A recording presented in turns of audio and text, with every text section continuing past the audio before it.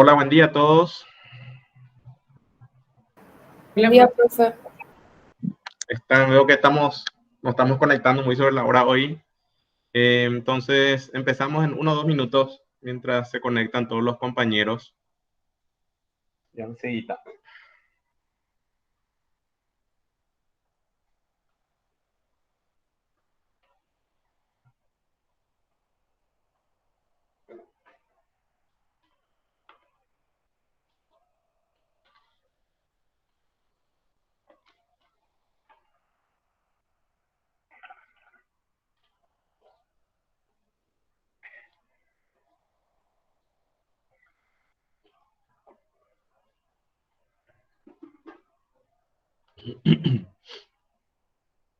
Bueno, arrancamos la clase hoy, que creo que es la última, bueno, de hematología y también del año lectivo. Después se viene el parcial de hematología y los exámenes finales, que ya están, creo que calendarizados, si mal no recuerdo, para el 26, la primera mesa, el primer examen. Hoy nos toca entonces también el tema del linfoma. La clase pasada habíamos visto dentro de las enfermedades oncohematológicas, las leucemias agudas y crónicas. Y siempre en nuestro primer repaso fisiológico, el ganglio linfático, que aquí es el centro del problema, ¿verdad? Vez pasada decíamos que el centro del problema era la médula ósea y a partir de ahí empezaban las neoplasias, las leucemias, ¿sí? Se diseminaban por vía hematógena y linfática a la sangre y a distintos tejidos del organismo. Aquí el origen es el ganglio linfático con su estructura, con los vasos aferentes, ahí arriba dice eferentes, debe ser aferentes, que entran al ganglio linfático, abajo los vasos linfáticos eferentes, y las distintas estructuras, la válvula para evitar el reflujo, los nódulos, la corteza de los nódulos, el hilio en el centro, la cápsula que digamos, rodea a los nódulos y a la corteza, el seno linfático, etcétera, las distintas estructuras histológicas del ganglio linfático, que a partir de esas estructuras histológicas pueden empezar a proliferar los linfocitos y generar las distintas clases de linfoma, como vamos a ver en el curso de la clase de hoy. Entonces, estas son algunas partes del sistema linfático: el ganglio linfático, las células plasmáticas, los vasos linfáticos, el vaso, las linfocinas producidas por los linfocitos B. Como ustedes saben, existen áreas ricas en ganglios linfáticos, tejido linfático a nivel gastrointestinal. El apéndice es uno de ellos. Las amígdalas, las adenoides, ¿verdad? Son estructuras de defensa, como ustedes saben. Las células citolíticas naturales, los linfocitos T, la médula ósea, también muy vinculado a la producción de los linfocitos, y las inmunoglobulinas que generan los linfocitos, ¿verdad? Bueno, por definición, el linfoma es un padecimiento maligno del sistema linfático. Todo ese sistema que repasábamos recién es el afectado y caracterizado por el crecimiento progresivo e indoloro de los ganglios linfáticos, ¿sí? Tumoración ganglionar.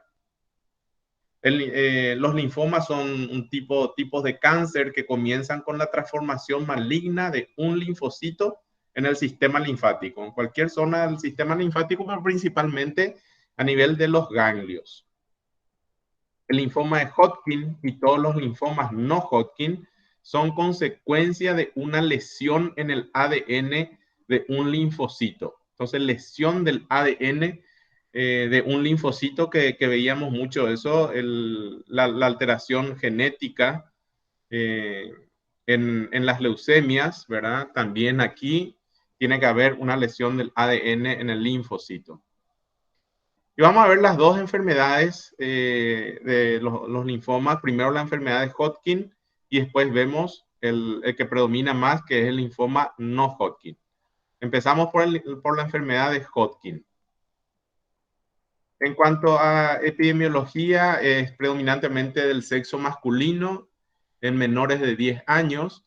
En adolescentes la incidencia entre mujeres y varones es igual y sobre todo predomina en niños, en chicos con sistema inmune deprimido, bajo, ¿verdad? Por algún motivo. Entonces, en menores de 10 años predomina en sexo masculino y en adolescentes la incidencia es igual entre mujeres y varones, ¿verdad?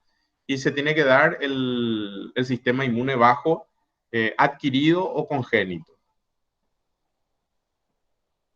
Los estudios realizados sugieren que la enfermedad de Hodgkin está relacionada con virus, con la presencia de virus, herpes virus tipo 6, el citomegalovirus, el virus de Epstein-Barr, son algunos cuadros virales que, digamos, encienden la enfermedad.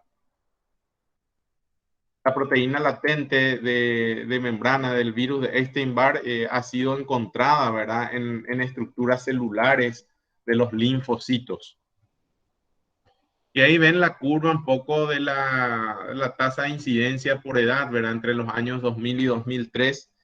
Fíjense que es una curva, como se dice, bimodal, de dos picos. El primer pico y el más importante se da en torno a entre los 15 y los 20 años. A partir de los 10 años empieza a subir, ¿verdad? Entre los 10 y los 20 años el pico principal, después cae y otra vez en la edad adulta vuelven a aparecer algunos casos entre los 65 y 75 años, más o menos. En cuanto a patología, la célula de Rett-Steinberg es una célula grande de 15 a 45 micras de diámetro con núcleos múltiples o multilobulados y es una célula característica de esta patología, ¿verdad? En la enfermedad de Hodgkin. Ustedes ven ahí las células características, células de Rett-Steinberg. Entonces, esto es muy característico. No sé si eso dieron en histología. Supongo que habrán visto en el microscopio algún caso de esto. Y hay subtipos histológicos, como les decía, el sistema de clasificación de RIE define 4 subtipos histológicos. 1, predominio linfocitario. 2, de celularidad mixta. 3, depresión linfocitaria. Y 4, de esclerosis nodular.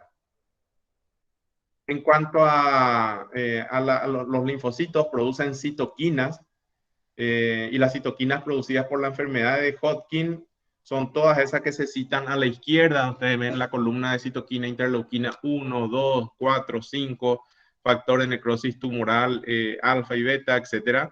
Y cada una de esas citoquinas van a darle unas características biológicas o de manifestaciones clínicas en el organismo, ¿verdad? Por ejemplo, las interleuquina 1 son las que generan la linfoproliferación, producen fiebre y sudoración profusa. La interleuquina 2, sudoración nocturna, inmunodeficiencia, fibrosis en distintos tejidos. La interleuquina 4 es similar a la 1. La interleuquina 5, por ejemplo, produce infiltración eosinofílica en distintos tejidos, sobre todo a nivel pulmonar. La interleuquina 6 también linfoproliferación, el factor de necrosis tumoral, pérdida de peso, el alfa, el beta, infiltración leucocitaria y eosinofilia.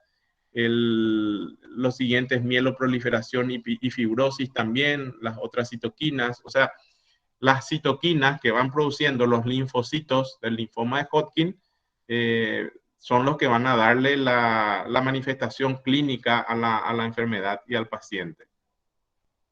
Entonces, en cuanto a presentación clínica de la enfermedad de Hodgkin, ya vimos que se ve mucho en una curva bimodal, ¿verdad? Se ve mucho en personas, en adolescentes, niños y adolescentes entre 10 y 20 años y hace un segundo pico entre 65 y 75 años y predominan la linfadenopatía, ganglios, ¿verdad? Ganglios que aparecen en distintas áreas del cuerpo.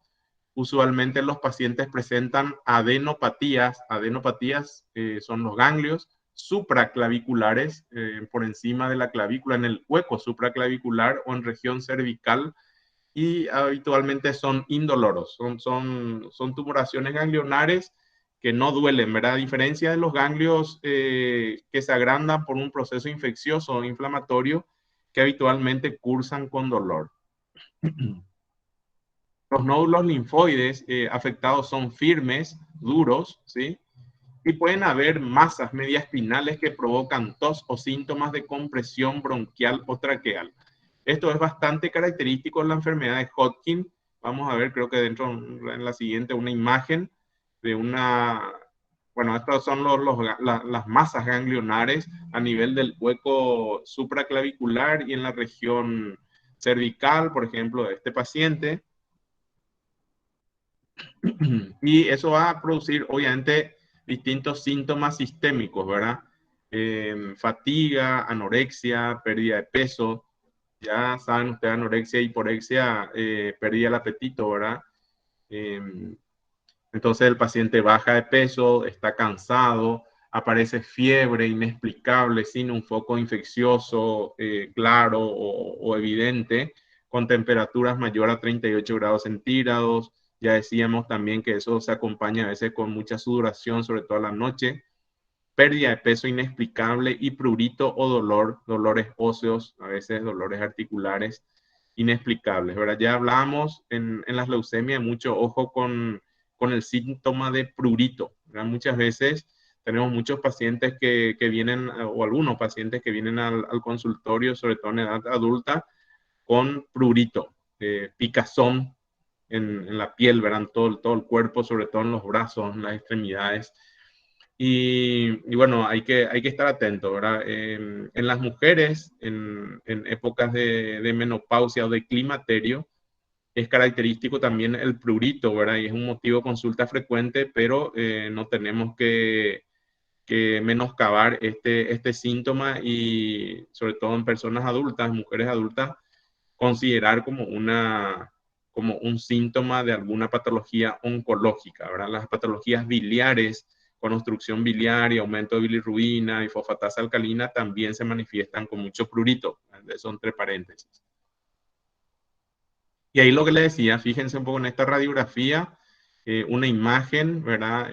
Radio densa, en el mediastino superior y medio, ¿verdad? Grande, enorme, una masa tumoral muy grande en el tórax, ¿verdad? Entonces el diagnóstico es muy importante, todos estos datos clínicos que hablábamos de los síntomas y signos, la presencia de masas ganglionares, fiebre, caimiento del estado general, ¿verdad? Historia clínica. Se debe realizar una radiografía de tórax porque es muy frecuente la aparición de masas, sobre todo a nivel mediastinal, ¿verdad? Masas ganglionares enormes que se visualizan en la placa o en la tomografía. Y se prefiere una biopsia por extirpación que biopsia por aguja, ¿verdad? Cuando tenemos un ganglio, tenemos dos opciones de tomar muestra con una punción, con una aguja, aspirado, ¿verdad? Una biopsia de punción aspiración, o una cirugía sacando todo el ganglio y mandando eso a anatomía patológica, y obviamente esa biopsia quirúrgica es más fidedigna, ¿verdad? O tiene mejores resultados desde el punto de vista del diagnóstico, ¿verdad? Es mejor para el diagnóstico una biopsia quirúrgica que una biopsia por punción. Una vez establecido el diagnóstico, debe determinarse la extensión de la enfermedad. Y eso nos va a marcar el pronóstico en el tiempo y la sobrevida del paciente. O sea, tenemos que ver cuán diseminada está la patología, y hay todo un sistema de clasificación que es válido tanto para los linfomas de Hodgkin como para los linfomas no Hodgkin, que vamos a ver a continuación, que es esto, ¿verdad? Se llama Sistema de Clasificación de Ann Arbor para la enfermedad de Hodgkin y tiene 4 estadios. Fíjense, en el estadio 1 hay afectación de una única región ganglionar o de un solo órgano o lugar extralinfático, ¿verdad? En el cuerpo. Habitualmente dividimos el cuerpo en dos, por encima del diafragma y por debajo del diafragma, para utilizar esta clasificación, pero en el estadio 1 no dividimos nada porque hay solamente una afectación, una región, que puede ser ganglionar o no ganglionar, ¿verdad? Un solo órgano. Habitualmente cuando hablamos de un solo órgano, por ejemplo, el vaso puede ser el afectado, o de repente el tejido gastrointestinal también, ¿verdad? Puede ser un sitio de afectación no ganglionar, ¿verdad? Entonces, un solo sitio. En el estadio 2 hay afectación de 2 o más regiones ganglionares en el mismo lado del diafragma, por encima o por debajo, o afectación localizada de un solo órgano o sitio extralinfático y de una o más regiones ganglionares en el mismo lado del diafragma. ¿Se entiende eso? O sea, por ejemplo, el vaso está afectado en el estadio 2 y también hay ganglios, pero por debajo del diafragma. En el estadio 3 hay afectación de regiones ganglionares a ambos lados del diafragma que puede acompañarse de un órgano o lugar extralinfático. Y en el estadio 4 hay afectación difusa o diseminada de uno o más órganos o tejidos extralinfáticos con o sin afectación ganglionar asociada. ¿Cómo vamos hasta aquí? ¿Esto se comprende bien? ¿Se entiende bien?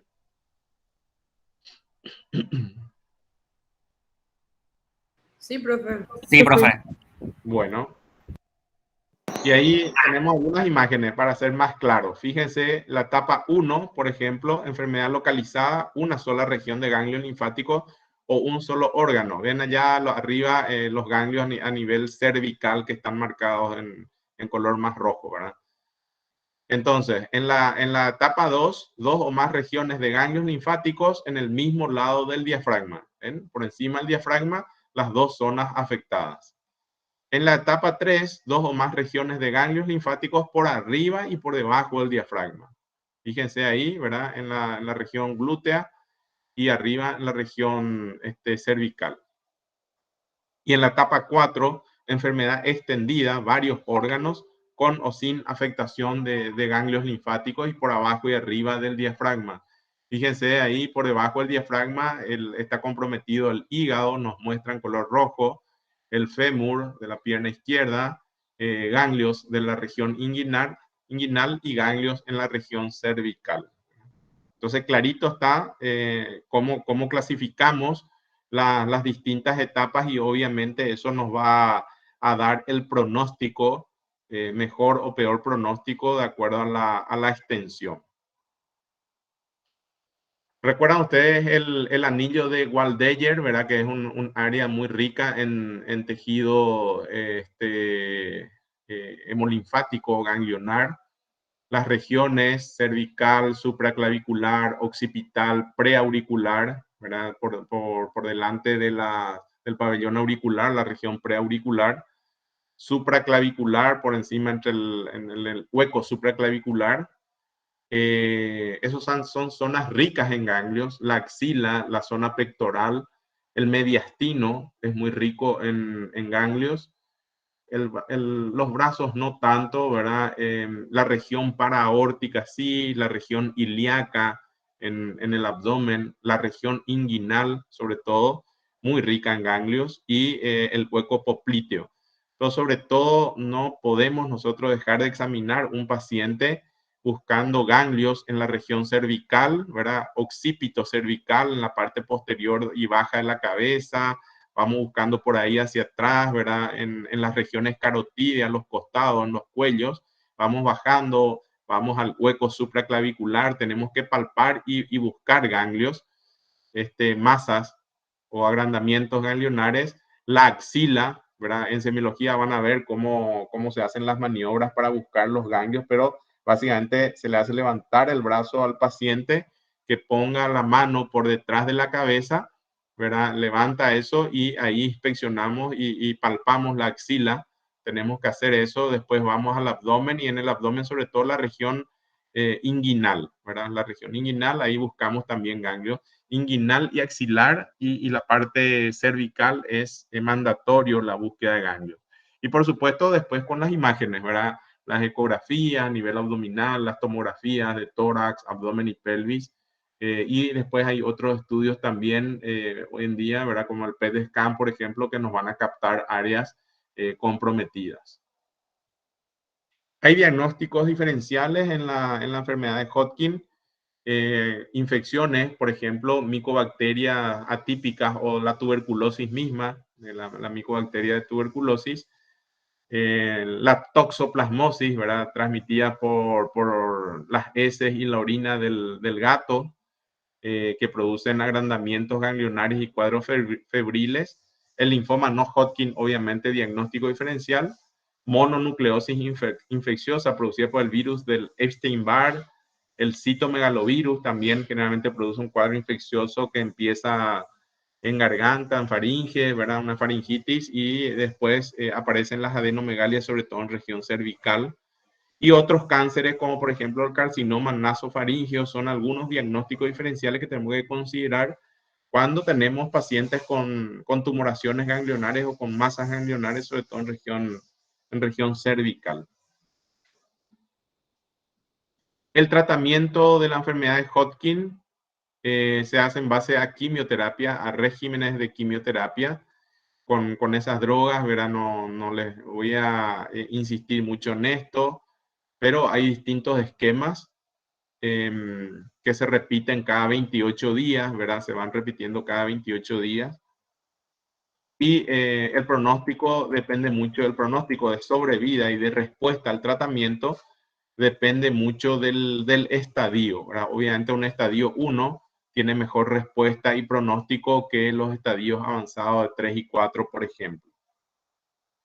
Bueno, eso en cuanto a la enfermedad de Hodgkin, ¿verdad? Que es una enfermedad entre los dos linfomas mucho menos frecuente, 15 a 20% de los linfomas son enfermedades de Hodgkin y 80-85% son los linfomas no Hodgkin, que son más frecuentes, que vamos a ver a continuación. Bueno, los linfomas no Hodgkin son tumores malignos también originados del tejido linfático, principalmente de los nódulos linfáticos.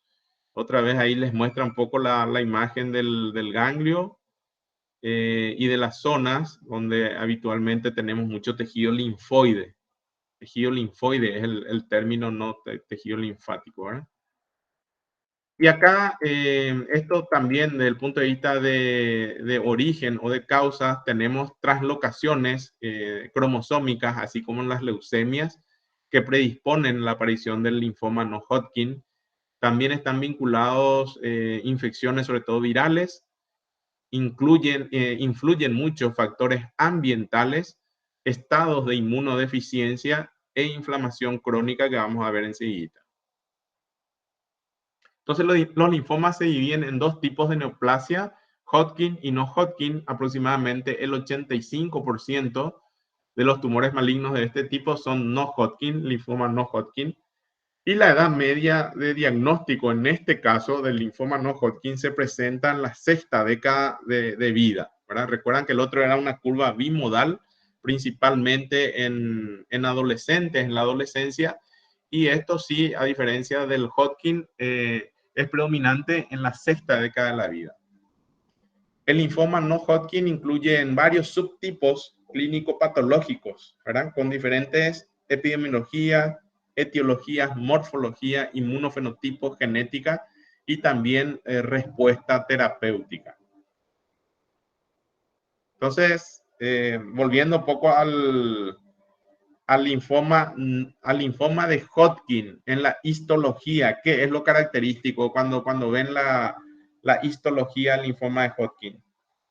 La célula de Richtsenberg, profe. Eso. Ese siempre sale en el examen, ¿verdad? Fisiopatología. Linfomas no Hodgkin representan una progresiva expansión clonal de células B, células T o natural killer nacientes del acúmulo de lesiones, afectando los proto-oncogenes o los genes supresores de tumores.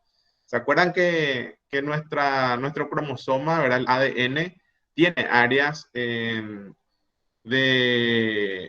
producen enzimas supresoras de tumores, ¿verdad? Y correctores de malformaciones en la duplicación celular, ¿sí? Se producen errores cromosómicos en la duplicación celular y esas enzimas supresoras de tumores corrigen esos errores. Cuando faltan esas enzimas, entonces ahí sí tenemos problemas con la duplicación celular y aparecen las células malignas. Estos oncogenes pueden ser activados por translocaciones cromosomales o el locus supresor de tumores puede ser inactivado por eliminación o mutación cromosomal, ¿sí? Además, el genoma de varios subtipos de linfoma pueden ser alteradas con la introducción de genes exógenos por varios virus oncogenéticos. Aquí se explica cómo los virus pueden producir los linfomas, ¿verdad? Producen lesiones a nivel o alteraciones a nivel del ADN celular, destruyen las zonas del ADN donde está la producción de estas enzimas supresoras o correctoras de la duplicación celular, de los errores, y entonces de esa forma los virus pueden también ser causa o origen de los linfomas. Alrededor del 85% son de células B, linfoma no Hodgkin de células B, entonces 85%, y 15% de células T y natural killer, ¿verdad?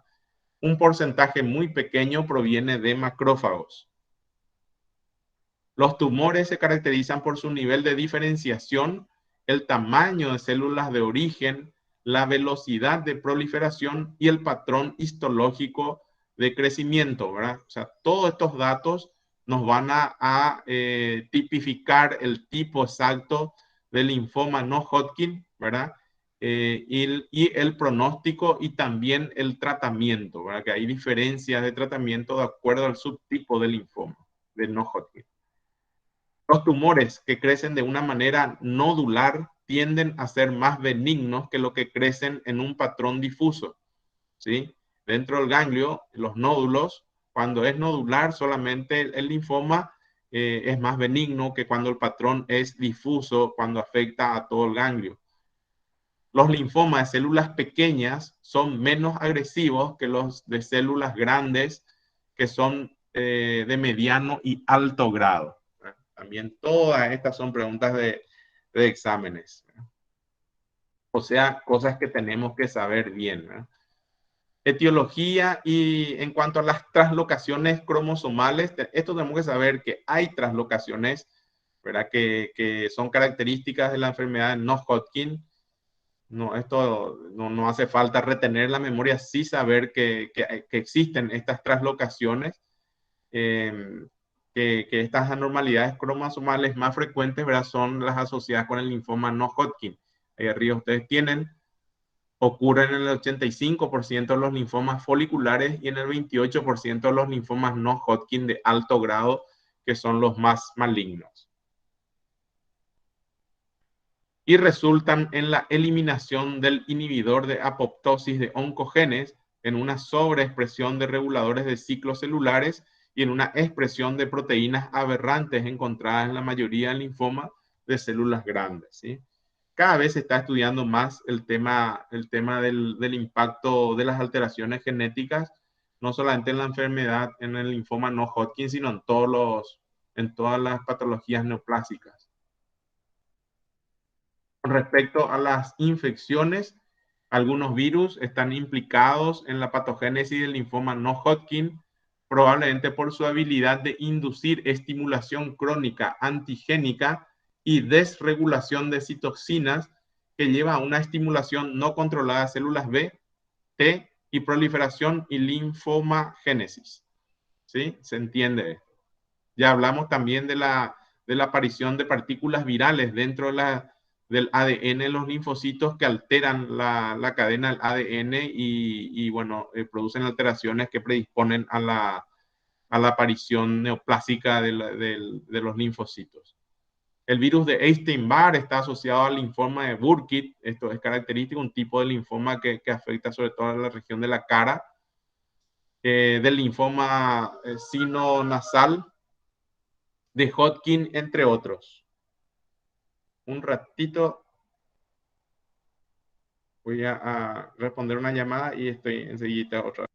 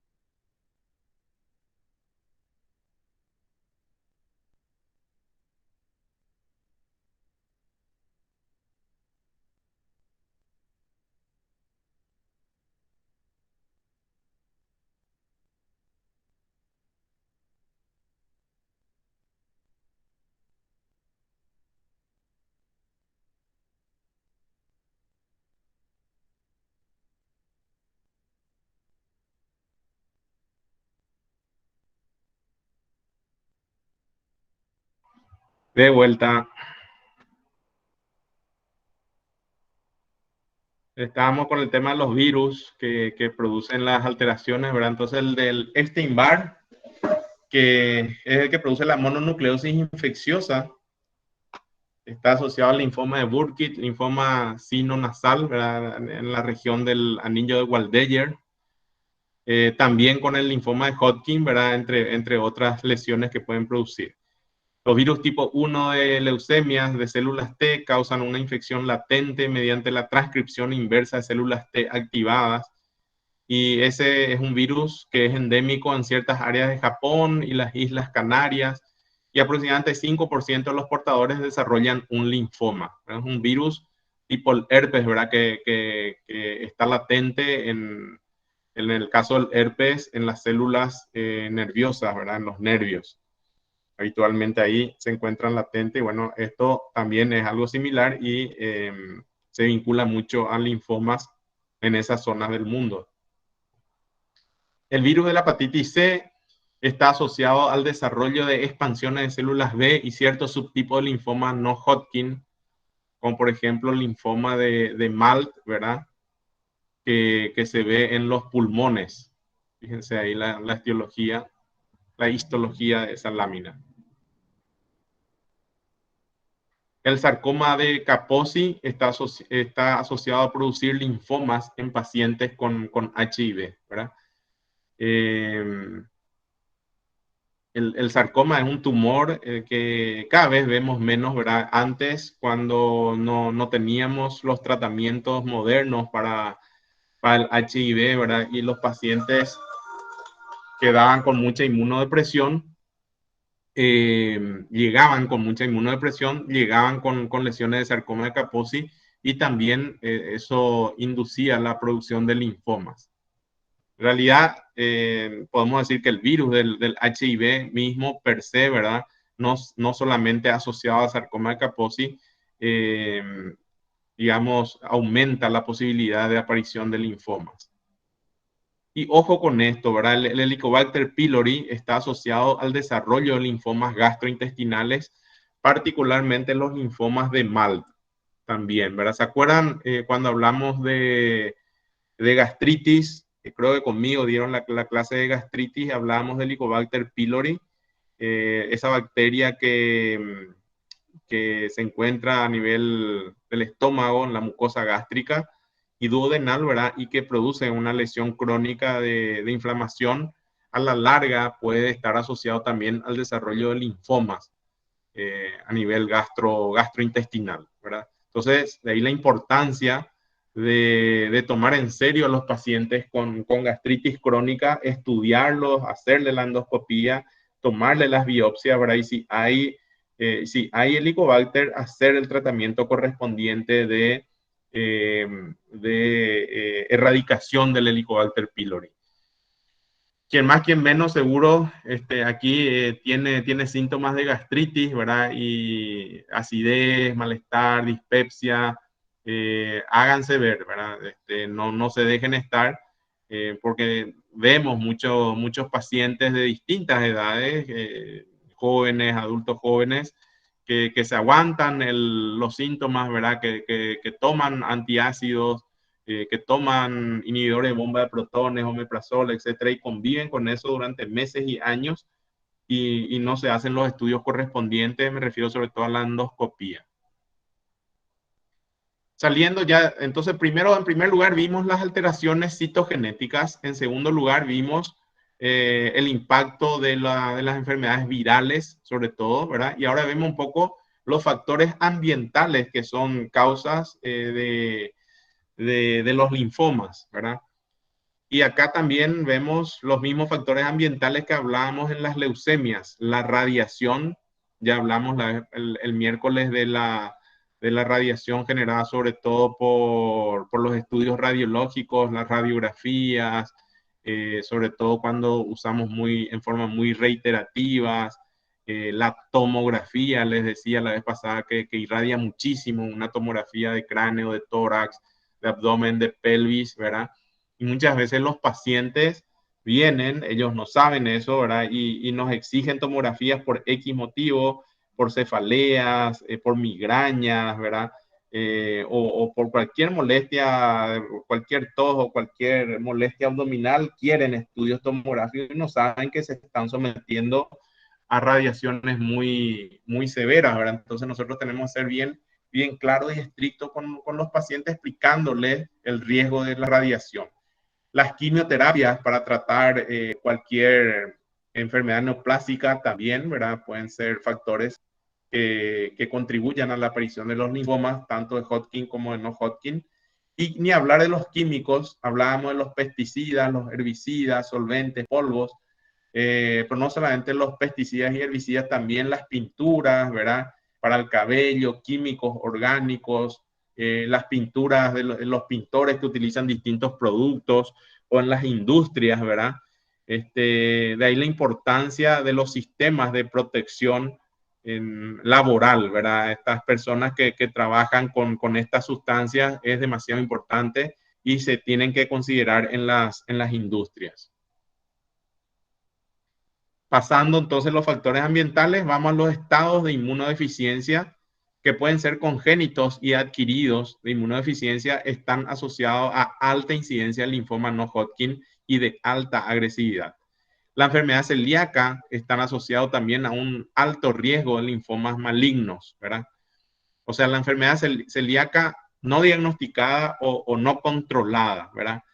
Y la enfermedad celíaca no tiene fármacos con lo cual tratamos, sino simplemente con la dieta, ¿verdad?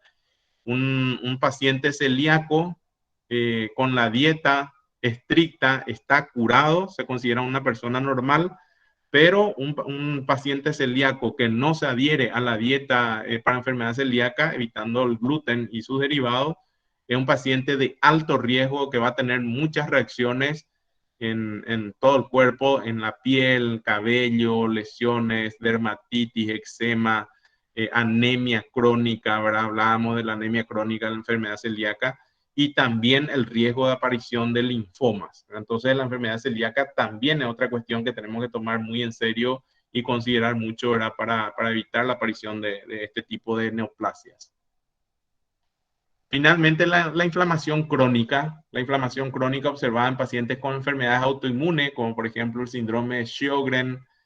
El síndrome de Sjögren, ustedes recuerdan la afectación de las glándulas, sobre todo oculares, ¿verdad? Sequedad ocular y sequedad de la boca. Las glándulas salivales están afectadas en el síndrome de Sjögren. La tiroiditis de Hashimoto, que se ve en la tiroides, ¿verdad? Todo esto promueven el desarrollo del linfoma de Malt y que es un tipo de linfoma pulmonar e intestinal y predispone al paciente a subsecuentes malignidades linfoideas. Entre el 23 y 56% de los pacientes con tiroiditis de Hashimoto tienen linfomas primarios tiroideos. Entonces, tenemos que estar muy también atentos a la inflamación crónica producto de enfermedades autoinmunes, ¿verdad? En el chequeo, en el rastreo de estas patologías oncológicas. Bueno, entonces, eso con respecto a las causas, ¿verdad? Vimos alteraciones citogenéticas, vimos infecciones virales, vimos factores medioambientales y exposiciones a radiación, a químicos, a fármacos, etcétera, quimioterápicos, y el impacto de la inflamación crónica, ¿verdad? Y la inmunodepresión también como causas del linfoma no Hodgkin. En cuanto a epidemiología, se estima que hay 65.540 casos nuevos de linfoma no Hodgkin cada año, eso en los Estados Unidos, y la incidencia a partir del año 1970 ha aumentado al doble, sin poderse explicar exactamente el por qué, ¿verdad? Pero bueno, suponemos que la mayor exposición a todas esas sustancias que veíamos, ¿verdad? Predispone mucho más a la aparición de este tipo de neoplasias. La radiación es un tema de mucho debate, ¿verdad? Hoy en día, ustedes habrán escuchado los debates sobre las polémicas de la radiación también que pueden producir las antenas de celulares o las subestáticas de la transmisión de energía. Sin embargo, nada de eso está científicamente probado de que produzca un aumento en la incidencia tanto de leucemias como de linfomas, ¿verdad? Pero se hace mucha polémica y se debate mucho al respecto. El linfoma no Hodgkin es la neoplasia hematopoyética más prevalente, representando aproximadamente el 4% de los diagnósticos de cáncer y teniendo el séptimo lugar más frecuente entre todos los cánceres. El linfoma no Hodgkin es 5 veces más frecuente que el Hodgkin. Incidencia en cuanto a razas, personas caucásicas tienen un mayor riesgo que afroamericanos y asiáticos. Y el linfoma no Hodgkin es ligeramente más frecuente en hombres que en mujeres, siendo la relación 1.41. La edad media para presentar la enfermedad es mayor de 50 años, excepto el linfoblástico de alto grado y linfomas pequeños no hendidos que ocurren en niños y jóvenes adultos. Linfoma de bajo grado son extremadamente raros en niños. Esos son temas muy importantes a considerar. Las manifestaciones clínicas, pacientes A y B o síntomas A y B. Los síntomas A son los síntomas generales de fiebre, fatiga, malestar general, sudor nocturno, y los síntomas B son los síntomas ya particulares del linfoma, ¿verdad? Entonces, pueden estar los pacientes A, le llamamos a aquellos que tienen solamente los síntomas generales, fiebre, sudoración, ¿verdad? Pero no encontramos sobre todo adenomegalias, masas, hepatoesplenomegalia, ¿verdad? No encontramos ninguna señal física o signo físico de la enfermedad. Pacientes A. Los pacientes B son los que tienen los síntomas A más la manifestación ya clásica clínica de la tumoración, expresada en ganglios que se pueden palpar o descubrir, ¿verdad?, en los estudios con imágenes. Fiebre sin causa aparente, sudor nocturno, cansancio constante, pérdida de peso sin causa aparente, anorexia, piel pruriginosa, el prurito, ¿verdad? Las petequias son esas lesiones, esas manchitas de sangre que se ven en piel rojizas, puntiformes, ¿verdad? Consecuencias de, sobre todo, disminución de las plaquetas, las petequias. Seguro que alguno de ustedes habrá tenido alguna vez dengue y se le puso la piel con esas lesiones rojizas, puntillados, ¿verdad? En las extremidades, sobre todo en las piernas. Es muy característico en el dengue. Esas son las lesiones petequiales. Adenopatías son los ganglios, ¿verdad? Que ya habíamos hablado de las regiones semiológicas, donde habitualmente aparecen los ganglios aumentados de tamaño, ¿verdad? Cuello, hueco supraclavicular, axila, ingle, etc. En el examen físico, los linfomas de bajo grado pueden producir adenopatías periféricas, esplenomegalia y hepatomegalia. Esplenomegalia, el vaso grande, hepatomegalia, el hígado grande. La esplenomegalia se observa en 40% de los pacientes. El linfoma de mediano y alto grado pueden presentar esplenomegalia, linfadenopatías, ganglios, hepatomegalia, masa testicular, grandes masas abdominales y lesiones en piel, ¿verdad? Que se llaman mucosis. Fíjense ahí, en la región de la axila, creo que esa foto de abajo, el otro el testículo, una afectación testicular. Fíjense esta lesión en piel, ¿verdad? De ya una siembra dermatológica, una extensión a la piel de un linfoma en región de axila, ¿verdad? Son procesos muy avanzados. Bueno, ¿qué complicaciones tenemos en estos pacientes con linfoma? La citopenia, la disminución de los grupos celulares cuando hay infiltración, sobre todo de la médula ósea.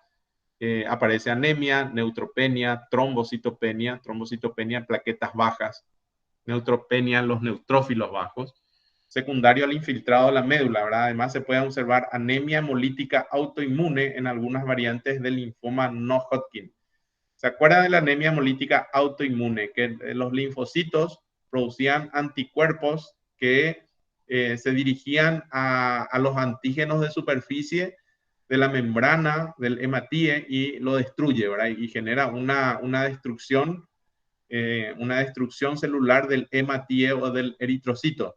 Entonces, el test que pedíamos era el test de Coombs, un repaso de anemia. El test de Coombs directo es cuando detecta esos anticuerpos ya unidos al antígeno de superficie del eritrocito. Y el test de Coombs indirecto era la prueba que detecta el anticuerpo, pero no unido al antígeno, el anticuerpo libre en sangre.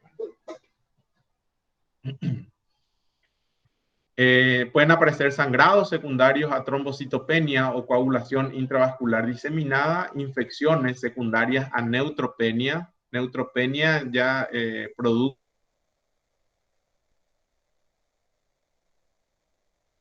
quimioterápicos, ¿verdad?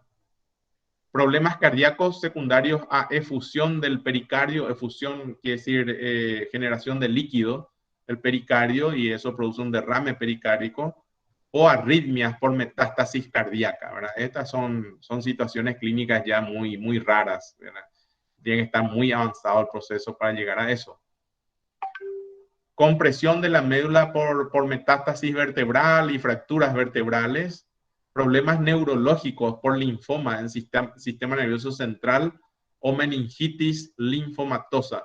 Y esto no es raro, que el linfoma se presente incluso con afectación de masas tumorales en el sistema nervioso central, ¿verdad? Yo particularmente tuve pacientes que debutaron con tumores cerebrales que finalmente fueron linfomas.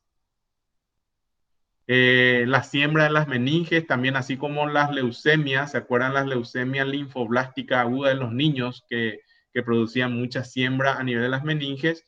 Los linfomas también pueden producir meningitis linfomatosa. Se puede manifestar con problemas intestinales, con cuadros de oclusión o obstrucción intestinal, perforación de asa intestinal, sangrado del tracto gastrointestinal, síntomas gastrointestinales severos que motivan un abdomen agudo quirúrgico con necesidad de cirugía de urgencia abdominal, ¿verdad? Pueden ser también la forma de presentación de los linfomas. Dolor y leucocitosis si el paciente está en una fase de leucemia. ¿Se acuerdan la transformación de los linfomas a leucemia y de las leucemias a los linfomas, ¿verdad? Donde se imbrican estas patologías, se entrecruzan estas patologías. Bueno, diagnóstico, consideraciones diagnósticas. El diagnóstico patológico se debe hacer con biopsia, ¿verdad? No hay otra discusión ahí. Pueden existir otras enfermedades que tengan manifestaciones clínicas similares, como por ejemplo tumores sólidos malignos con metástasis a los nódulos linfoides, ¿verdad? O metástasis ganglionares de otros procesos oncológicos secundarios a carcinoma, melanoma, sarcoma. Los linfomas de Hodgkin son también diagnósticos diferenciales. Otras malignidades hematológicas, sarcoma granulocítico, enfermedad multicéntrica de Castleman, que es la afectación de un ganglio, pero no es un linfoma. Son algunos diagnósticos diferenciales también a considerar. La citometría en las etapas tempranas se pueden tener valores normales. La citometría es el hemograma, ¿verdad? Puede aparecer anemia por hemólisis autoinmune o por la enfermedad crónica con la infiltración medular, ya hablamos de eso. Pancitopenia secundaria al infiltrado de médula ósea. Pancitopenia quiere decir las tres líneas, ¿verdad? Disminución de las tres líneas celulares de la médula ósea, es decir, los glóbulos rojos, los glóbulos blancos y las plaquetas. Entonces, cuando las tres líneas están disminuidas, hablamos de pancitopenia. Cuando dos de las tres líneas están disminuidas, hablamos de visitopenia. También pueden aparecer linfocitosis, aumento de los linfocitos, y trombocitosis, aumento de las plaquetas. Niveles elevados de LDH, lactato, deshidrogenasa, indican mal pronóstico y correlación a incremento de tamaño de los tumores. Las pruebas hepáticas, bueno, es importante cuando hay alteración del hepatograma, ¿verdad? Nos está hablando de una probable afectación del hígado, hepática. La inflamación crónica, ya hablamos de los procesos autoinmunes. hipercalcemia, aumento de calcio en pacientes con linfoma y leucemia de células T indican también un mal pronóstico por afectación ósea. Test de Coombs positivo, ya hablamos del test de Coombs, ¿verdad? Y en todos estos pacientes con linfoma de Hodgkin, linfoma no Hodgkin, es mandatorio y obligatorio solicitar un test de HIV porque sabemos la vinculación que existe entre las inmunosupresiones en general, pero en particular en la inmunosupresión por el HIV y la aparición de tanto el linfoma de Hodgkin como sobre todo los linfomas no Hodgkin. En cuanto a la biopsia, la aspiración de la médula ósea sirve más para dar un estadio que para dar el diagnóstico. O sea, el diagnóstico, nosotros hacemos la biopsia del ganglio, ¿verdad? Pero tenemos que hacer también una aspiración de médula ósea para ver si hay o no infiltración en la médula ósea, que es probable, ¿verdad? Y da un peor pronóstico. También se pueden plantear biopsias de sitios extranodales. Se representan un 30-35% de los pacientes con linfoma no Hodgkin.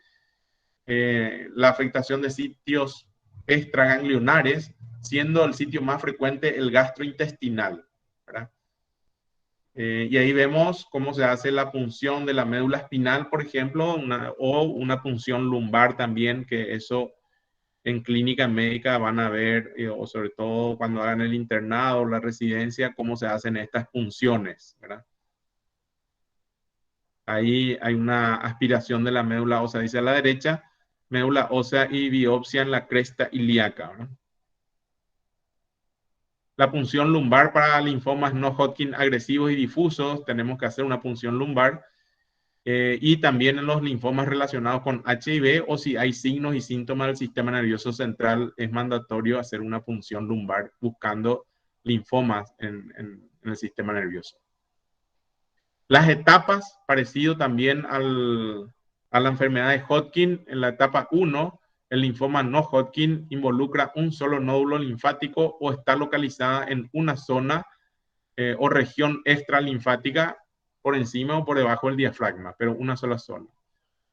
La etapa 2 involucra dos o más regiones de nódulos linfáticos del mismo lado del diafragma o está localizada en un solo órgano extralinfoide.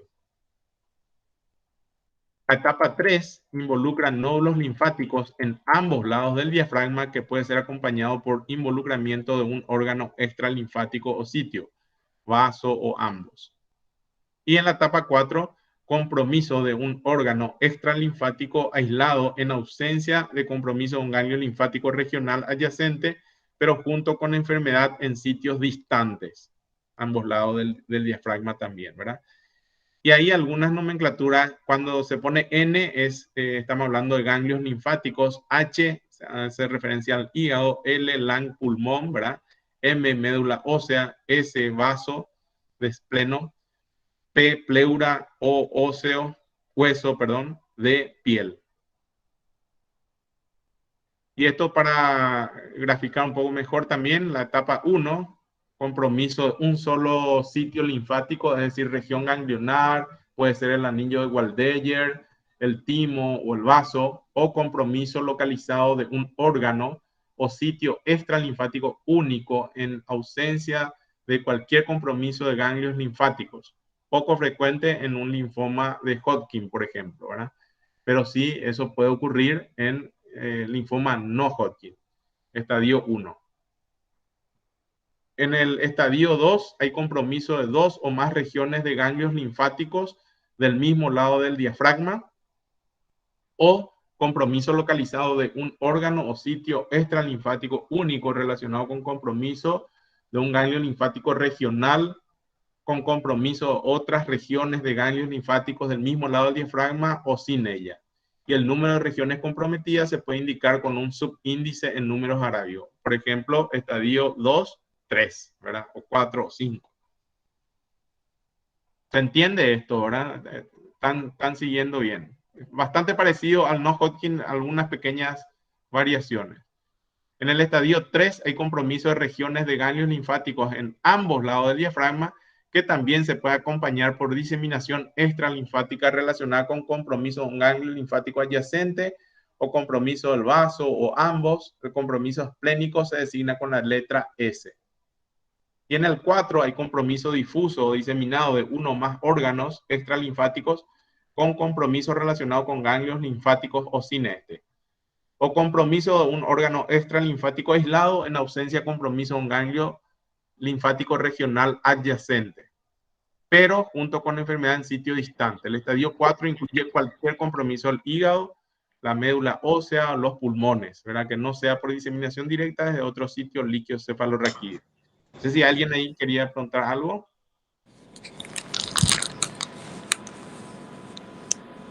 O seguimos. Bueno, este tema de los estadios tienen que estudiar bien, comprender bien, ¿verdad? Y diferenciar bien, sobre todo los 4 estadios en las dos patologías, ¿verdad? En el linfoma de Hodgkin y en el linfoma no Hodgkin, que hay algunas pequeñas diferencias. Linfoma no Hodgkin en adultos de crecimiento en estadio 1 y contiguo, y en estadio 2, ¿qué tratamiento ofrecemos? Radioterapia, ofrecemos rituximab, ¿verdad? Con quimioterapia o sin esta. Rituximab es un anticuerpo monoclonal. Son las nuevas terapias que están apareciendo con los anticuerpos monoclonales. En las distintas patologías oncológicas, ¿verdad? No solamente en leucemias, en linfomas, veíamos la vez pasada en leucemias, y en otras patologías oncológicas, el tratamiento inmunodepresor con los anticuerpos monoclonales. También se puede plantear una conducta expectante, ¿verdad? Eso, sobre todo en pacientes asintomáticos. En los estadios 2, 3 y 4, el rituximab, análogo al nucleócido de purina. Aquí ya entramos con las quimioterapias combinadas, ¿verdad? Y otros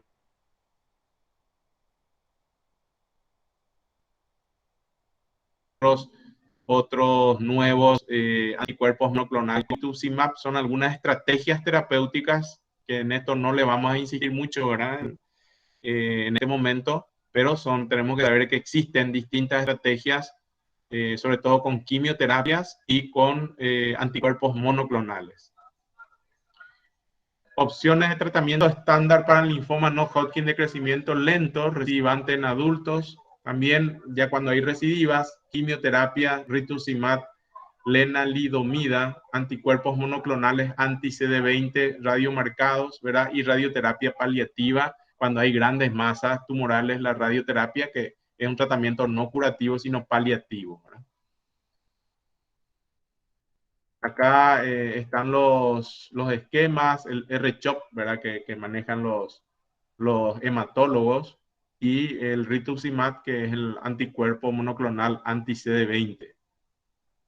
Ciclofosfamida, doxorubicina, vincristina, más prednisona, que es un corticoide, son el esquema habitual de tratamiento en los linfomas no Hodgkin.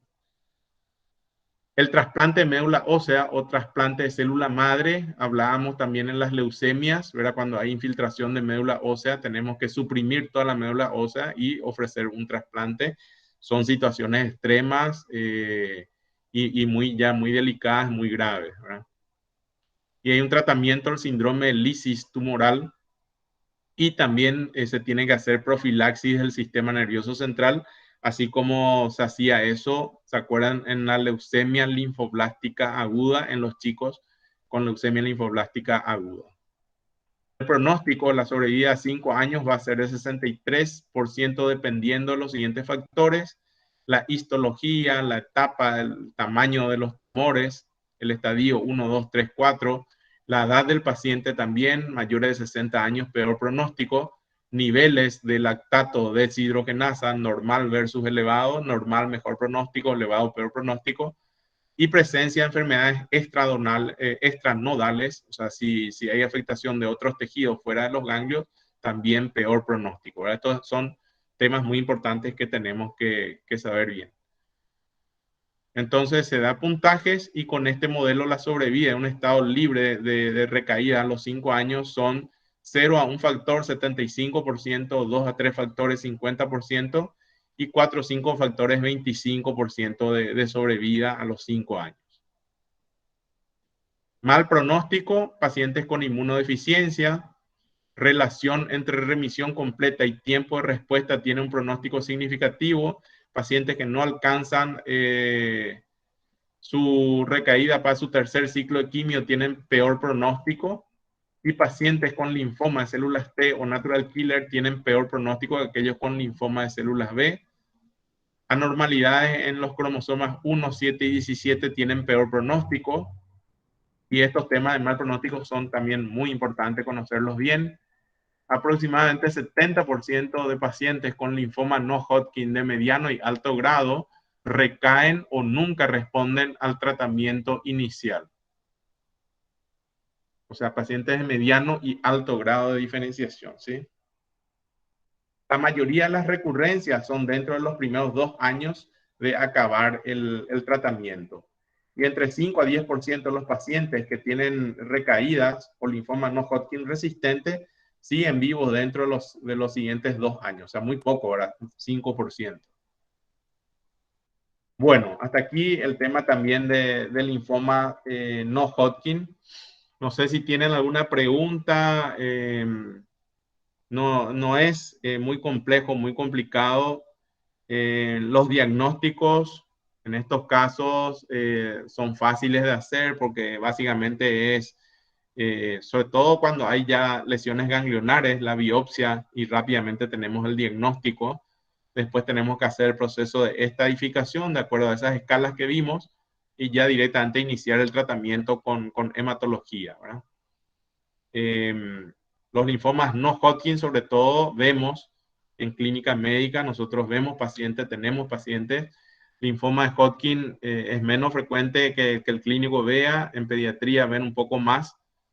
Pero sobre todo, nosotros vemos mucho en el seguimiento de estos pacientes los efectos del tratamiento, ¿verdad? La quimioterapia, los tratamientos inmunosupresores producen daños colaterales, infecciones, anemia, plaquetopenia, etcétera, ¿verdad? Y eso es lo que vemos mucho nosotros en nuestros consultorios. ¿Alguna pregunta, algún comentario sobre estos dos temas?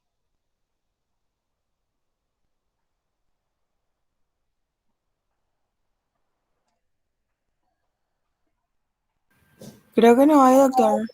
Bueno, excelente. Entonces, creo que es la última clase del año esta, ¿verdad? ¿Me confirman?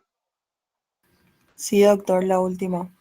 Bueno, Sí, muchas profe. felicidades entonces para todos por la culminación del año lectivo y mucha suerte y éxito sobre todo, ¿verdad? En el parcial de hemato y en los exámenes finales, tanto de patología médica como las demás materias. Sí, estudien mucho, cuídense, síganse cuidando con el tema del COVID, no aflojar eso y nos vemos durante para el examen final, ¿sí? Vale, doctor, muchas Gracias, gracias. profe. Gracias, doctora. Gracias. Gracias, profe. Listo, buen fin de semana para todos. Igualmente. Igualmente. Igualmente, profe, gracias.